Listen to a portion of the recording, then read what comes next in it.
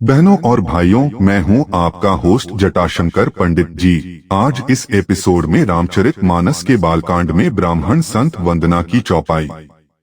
बिनु सत्संग विवेक न होई, राम कृपा बिनु सुलभ न सोई। सत्संगत मुद मंगल मूला, सोई फल सिद्धि सब साधन फूला। की व्याख्या की जाएगी, चलिए शुरू करते हैं। सत्संग के बिना विवेक की अनुपलब्धता। सत्संग की महिमा और महत्व को समझने के लिए यह जानना जरूरी है कि सत्संग क्यों आवश्यक है। विवेक समझबूझ प्राप्त करने के लिए। विवेक यानी सही और गलत की पहचान करने की क्षमता किसी भी व्यक्ति के जीवन की दिशा और उसकी सफलता में महत्वपूर्ण भूमिका निभाती है। विवेक दुखों के क्षणों में मन को शांत रखने और सुख के समय संतुलित रहने में सहायता करता है। सत्संग अर्थात संतों और गुरुजनों के साथ समय बिताना एक बहुत महत्वपूर्ण साधन है आत्मिक उन्नति के लिए। जब हम सत्संग में सम्मिलित होते हैं तो हम उन व्यक्तियों से जुड़ते हैं जिन्होंने सत्य और ज्ञान के मार्ग पर चलकर अपने जीवन को सफल बनाया है। ऐसे माहौल में न केवल हमारे मन और आत्मा की शुद्धि होती है, बल्कि हम सही मार्ग पर चलने के लिए भी प्रेरित होते हैं। अज्ञानता और भ्रम के ऐसे कई क्षण होते हैं जब किसी व्यक्ति को सही निर्णय लेना कठिन होता है। ऐसे समय में सत्संग का महत्व और भी बढ़ जाता है। सत्संग के बिना विवेक की प्राप्ति लगभग असंभव है, क्योंकि उसका प्रमुख स्रोत ज्ञान और अनुभव ही है जो संत और गुरु प्रदान करते हैं। जो लोग सत्संग का महत्व समझते हैं वे जीवन की कठिनाइयों का सामना अधिक सहजता से कर पाते हैं और अंततः अपने लक्ष्यों की ओर अग्रसर होते हैं। सत्संग की नियमितता विवेक के विकास के लिए आवश्यक है। यह हमारे विचारों को शुद्ध करता है और हमारी आत्मा को सही दिशा में चलने के लिए प्रेरित करता है। इस प्रक्रिया में हम धीरे धीरे सही और गलत की पहचान करने में सक्षम हो जाते हैं। इसलिए सत्संग को अपने जीवन का अभिन्न हिस्सा बनाना आवश्यक है यदि हमें विवेक और आत्मज्ञान की प्राप्ति करना है। राम कृपा के बिना सत्संग का सहज प्राप्ति। सत्संग आत्मिक शुद्धता और आध्यात्मिक प्रगति का महत्वपूर्ण साधन है, जिसे श्री राम जी की कृपा के बिना प्राप्त करना कठिन है। भक्ति और श्री राम जी की कृपा सत्संग की अनुभूति और उसके लाभ उठाने के लिए आवश्यक हैं। श्री राम जी की कृपा जीवन के हर आयाम में प्रकाशित होती है, चाहे वह हमारी आंतरिक शांति हो, सामाजिक समृद्धि हो या मानवता की सेवा हो। अपनी कृपा से श्री राम हमें सत्संग का अवसर प्रदान करते हैं, जिससे हमारी आत्मा और हृदय शुद्ध हो सकते हैं। श्री राम जी की कृपा हमें उन योग्य सत्संगों तक पहुंचाती है जहां ज्ञान, प्रेम और आध्यात्मिकता का प्रसार होता है। यह कृपा हमारे भीतर का अज्ञान और मोह को समाप्त करती है, जिससे हम सत्य और धर्म की ओर अग्रसर हो सकते हैं। सत्संग में हम ज्ञानियों और संतों के संगी बनने का सौभाग्य प्राप्त करते हैं, जो हमें राम कथा, भजन, कीर्तन और उपदेशों के माध्यम से राम जी के दिव्य प्रेम और मार्ग को समझने में सक्षम बनाते हैं।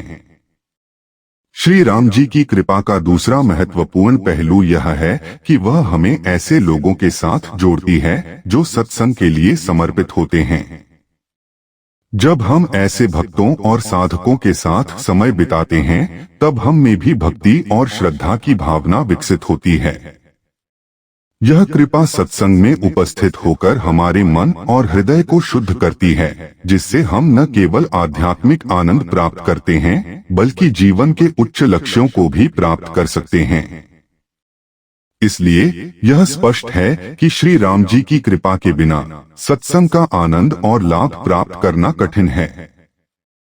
यह कृपा हमारे जीवन में दिव्यता का संचार करती है और हमें आत्मिक प्रगति के उच्चतम शिखर पर पहुंचने में सक्षम बनाती है। सत्संग का वास्तविक पुण्य और उसकी महिमा श्री राम की कृपा से ही संभव है। सत्संग आनंद और कल्याण की जड़। आध्यात्मिक जीवन में सत्संग का अपना एक विशिष्ट महत्व है। यह न केवल मानसिक और आत्मिक उन्नति का साधन है, बल्कि यह भौतिक जीवन पर भी गहरा प्रभाव डालता है। सत्संग शब्द का अर्थ है सत अर्थात सत्य और संग अर्थात संगति या साथ। सच्ची संगति का प्रभाव सदैव सकारात्मक और उन्नतिकारी होता है। सत्संग को आनंद और कल्याण की जड़ इसलिए माना जाता है क्योंकि यह व्यक्ति को आत्मज्ञान और सच्चे ज्ञान की ओर प्रेरित करता है। जब व्यक्ति सच्चे ज्ञान से परिचित होता है तो उसके मानसिक और आत्मिक तनाव स्वतः ही कम हो जाते हैं। सत्संग के माध्यम से ही हमें जीवन की सही दिशा और उद्देश्य का ज्ञान मिलता है। यह हमें न केवल अपने आंतरिक स्वभाव को सुधारने में मदद करता है, बल्कि यह बाहरी समस्याओं का समाधान भी प्रदान करता है।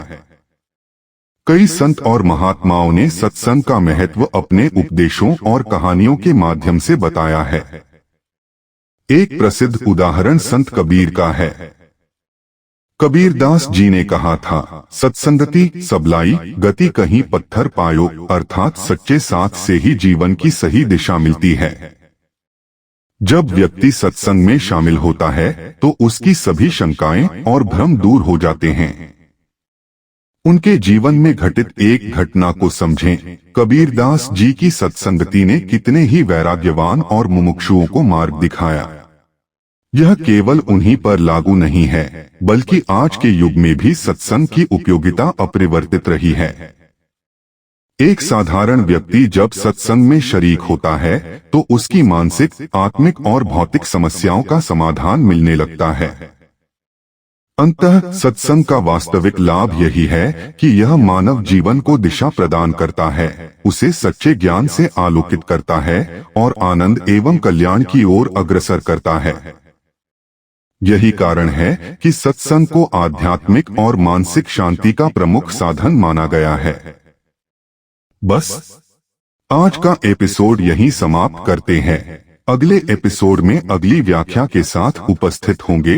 यदि यह व्याख्या आपके हृदय को कहीं स्पर्श कर जाए तो आभार रूप में आप इसे शेयर और लाइक करना बिल्कुल भी न भूलें, ताकि अगले ज्ञानवर्धक एपिसोड का आप लाभ ले पाएं। इसी आशा के साथ आपसे विदा लेता हूँ। जय जय सीताराम।